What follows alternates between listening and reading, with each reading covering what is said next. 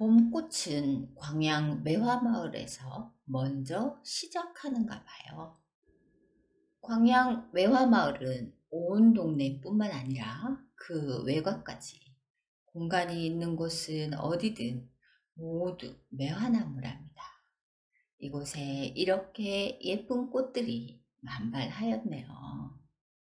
그동안 겨우내 보기 드물었던 꽃, 아름답고 예쁜 꽃을 보고 있으면 기분이 상쾌해지고 저절로 우와, 대단하다, 너무 좋다를 연발하게 된답니다.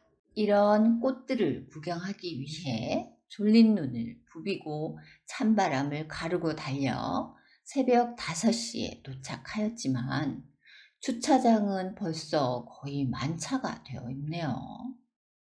다들 이 아름다운 봄꽃의 향연을 보기 위해 새벽 바람을 가르고 달려왔네요. 비록 봄꽃이 피어나고 봄이 시작되었다고 하더라도 이른 새벽에는 상당히 쌀쌀한 날씨로 몸을 웅크리게 만드네요. 다행히 준비해간 컵라면과 믹스커피로 몸을 잠깐 녹이고, 아직도 날은 어두워 매화꽃이 잘 보이지도 않았지만 꽃동산을 향해 올라갔답니다. 매화 축제에 관한 이야기는 인터넷 보면 자세히 나와 있으니 참고하시고요. 가장 중요한 문제는 주차랍니다. 어마무시 많은 사람들이 전국 각지에서 오기 때문에 주차가 정말 힘들어요. 가능하면 일찍 가는 것이 좋아요. 밤잠을 설치고 가야 할 거예요. 하루 정도 밤잠 설치고 새벽을 가르고 달려가는 이 기분도 너무 좋네요. 매화나무를 보니 한 나무에서 여러 갈래로 뻗은 가지들이 사방팔방 뻗은 형태로, 하늘로 치솟는 가지는 잘라내고 겹치는 가지도 자르고, 오래된 목대를 잘라 새로 나온 가지를 받아 목대로 키워서 아름다운 꽃들을 거기에 피워 매실이 충실히 달릴 수 있도록 아름다운 공간 처리와 시원한 통풍 관계를 고려하여 최대한 병충해로부터 안전하게 나무를 잘 관리하고 손질해 놓은 것이 역력히 보였답니다.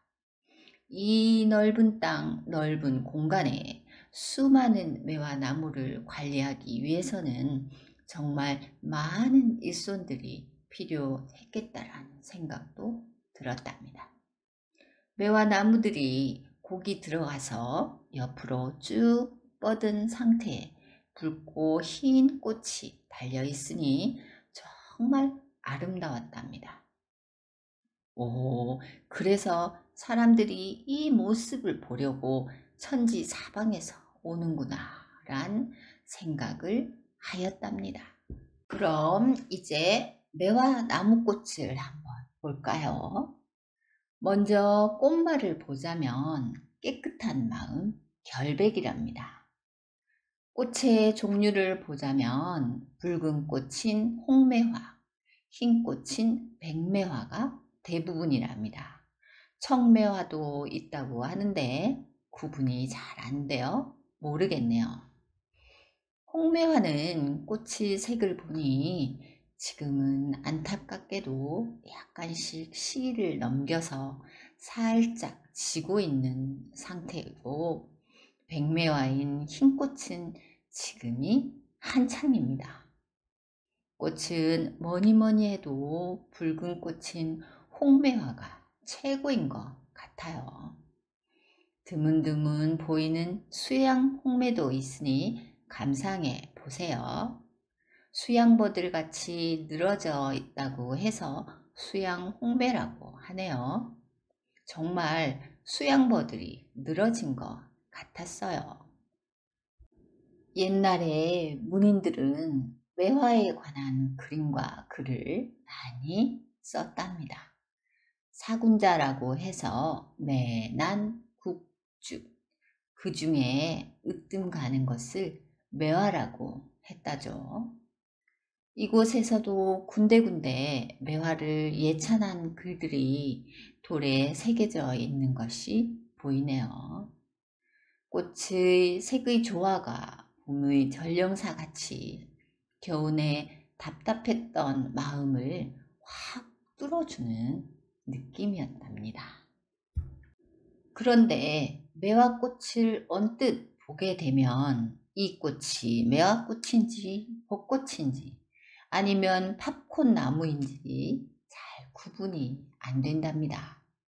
그나마 조금 확실한 것은 벚꽃과 정말 비슷한 것 같지만 가장 이른 봄에 피는 것은 매화, 4월쯤 피는 곳은 벚꽃으로 생각하면 덜 헷갈릴 것 같아요. 그런데 아이러니하게도 이곳에는 많은 포장마차 등에서 벚꿀이라고 해서 석화꿀을 팔고 있었는데요. 벚꿀은 벚꽃이 피는 시기에 꿀을 딴다고 해서 벚꿀이라고 했는데 이곳에 벚꿀을 팔고 있더라고요. 매화 파는 시기에 석화를 팔고 있으니 매화굴, 매굴이라고 해야 되지 않나 하면서 저 혼자만 의아해 했답니다. 사실 사람들은 이런 것에는 관심이 없지만요. 내려오는 길에는 모든 마을들이 관광객을 상대로 집에서 직접 만든 여러 가지를 팔고 있네요. 그래도 뭐니 해도 사람들이 많이 붐비는 곳은 많이 알려진 골목이던데요. 우리는 남들이 잘 안 다니는 마을 안 골목으로 내려왔는데 어떤 집은 부부가 강정이나 부각 등을 직접 만들어서 파는 곳도 있었지만 역시 매실마을답게 다들 매실 장아찌를 파는 곳들이 많았답니다. 가격도 저 위에서 팔고 있던 가격에서 5,000원 정도는 싸게 팔고 있네요. 근데 가만히 보니 할머니가 자기 집 앞에서 직접 만든 매실 장아찌를 팔고 있는데 아직도 개시를 못했대요. 건너편 아주머니네는 개시뿐만 아니라 사람들이 좀 모여 있더라고요. 사람들은 거의 보면 본능적으로 사람들이 많이 모여 있는 곳을 더 가기 마련이거든요. 그러니 이 할머니는 아예 개시도 못한 거죠. 전 그러면 꼭 이런 집을 먼저 찾아가서 팔아주게 되더군요. 저 잘했죠? 아니나 다를까 할머니가 너무나 고마워하면서 덤으로 한 국자를 더 퍼서 통을 꽉꽉 채워서 주시면서 연신 개시해줘서 너무너무 고맙다고 하더라고요. 오히려 제가 더 미안할 정도로 넘치는 정을 받고 왔네요. 그래서 그런지 집에 와서 치킨에 그냥 매실 장아찌랑 먹어봤는데 얼마나 맛있던지요.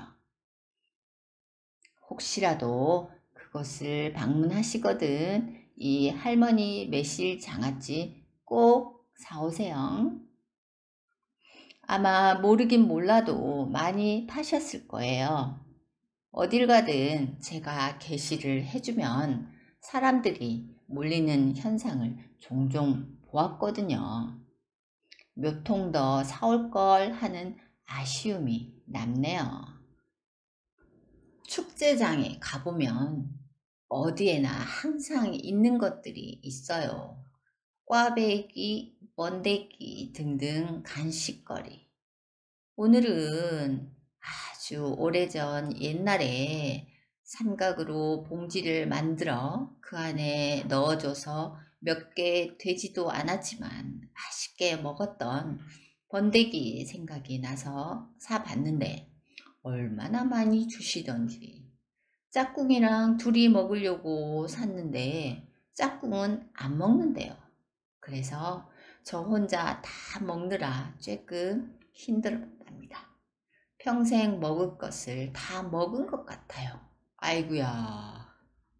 마을 앞 큰 마당에서는 농악놀이, 즉 사물놀이가 구경꾼들의 어깨를 들썩 만들고 있었답니다.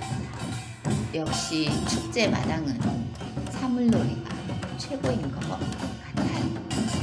아름다운 꽃들은 계속해서 감상해 보세요.